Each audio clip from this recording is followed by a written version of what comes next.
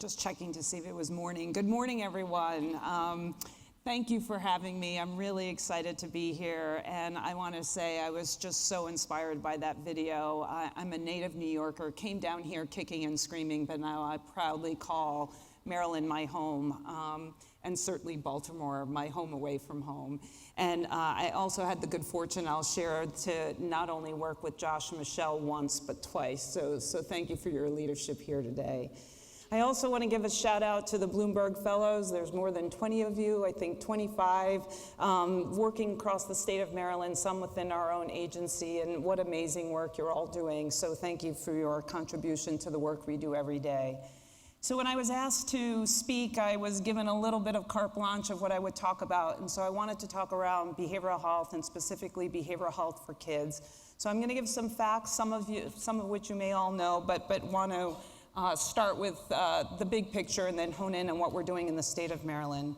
So untreated behavioral health conditions have serious consequences, including impact on life expectancy. Americans with a mental health illness die 42 to 32 years earlier than the general population. Most of that is thought to be due to comorbid medical conditions, but we know that suicide is one of the most acknowledged contributors to premature mortality. Suicide is the 10th leading cause of death for all ages in the United States and the second leading cause of death for individuals aged 10 to 34. When we think about mortality that's impacted by overdose deaths, life expectancy since 2021 has declined. A lot of that has been through COVID, but also certainly through overdoses. In behavioral health, nationally, Medicaid is the largest payer and provider of behavioral health services. And when compared to privately insured peers, Medicaid beneficiaries with a medical health condition are nearly 4 times as likely to receive inpatient treatment for their mental health condition, oftentimes their initial presentation, and more likely to report that they needed but did not receive mental health treatment in the past year. So when I took over this office in January of this year, that was a key priority and focus. And so I said, okay, let's see what we have in the state of Maryland. And we looked at our claims data. We're a carve-out state. We have a behavioral health ASO that manages our benefits for our state beneficiaries. And I said, let's see what we have for 2021. We also looked at all our grants that we were providing. And we mapped out those services across the state. And I said, I want to look at service type. I want to look at provider type. And what we started to see was, where are all the services that we were providing? Who were we providing the services for? And we did that for the total population. And then I said, I want to see it for kids. And as you can imagine, we have lots of work to do, but we have even more work to do for kids.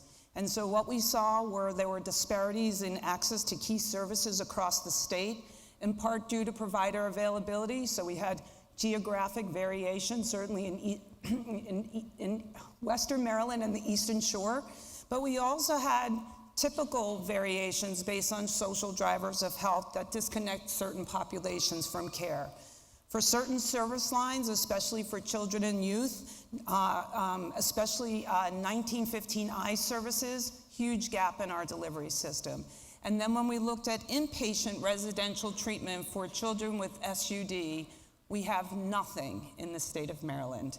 People have to go outside the state for services.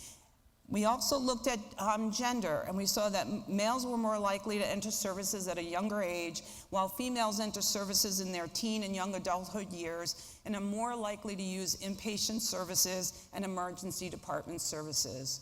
So we set out to say, well, we have to do better than this, and how do we do better?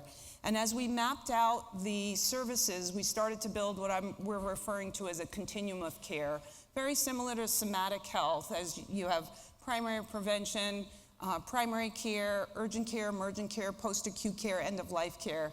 Behavioral health is more of a scatter plot, I will say. And so we started to organize the services along a continuum of care, not only to figure out where the gaps are, or what we're referring to as white space, but also how do we coordinate care. And when I talk about children, I'm also talking about their families. We know that families are in crisis as we try to manage kids' care.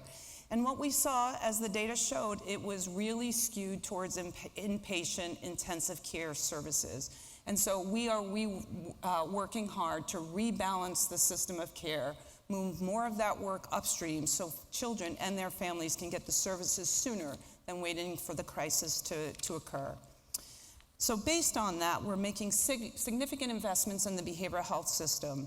We've invested 6.1 in making the collaborative care model go statewide. That is a primary behavioral health care initiative that has embedded behavioral health, and that's a Medicaid program that was tested as a pilot. We are now going statewide, and that will be inclusive of pediatrics. We are investing in $22.6 million to expand our mobile crisis teams, going from 17 to 45 crisis teams statewide, making another $24 million investment in crisis stabilization services. We're also making inpatient investments for our hard-to-place youth, those children that are stuck in the emergency department because we can't find adequate place for them. And we're making many more investments across the state as we look to fill that white space and build a delivery system where everyone can access the care that they need, where they want to access it. And so we've also organized ourselves, and I'll share with you our call to action.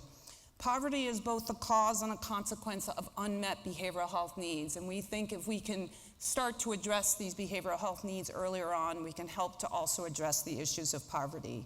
We absolutely need interagency coordination to ensure the continuum of care is available for all children, youth, and their families. And that starts with the Maryland Department of Health, but also working with the Community Health Resource Commission, the Consortium of Coordinated Community Supports, the Department of Human Services, the Department of Juvenile Services, and most importantly, also the Department of Education.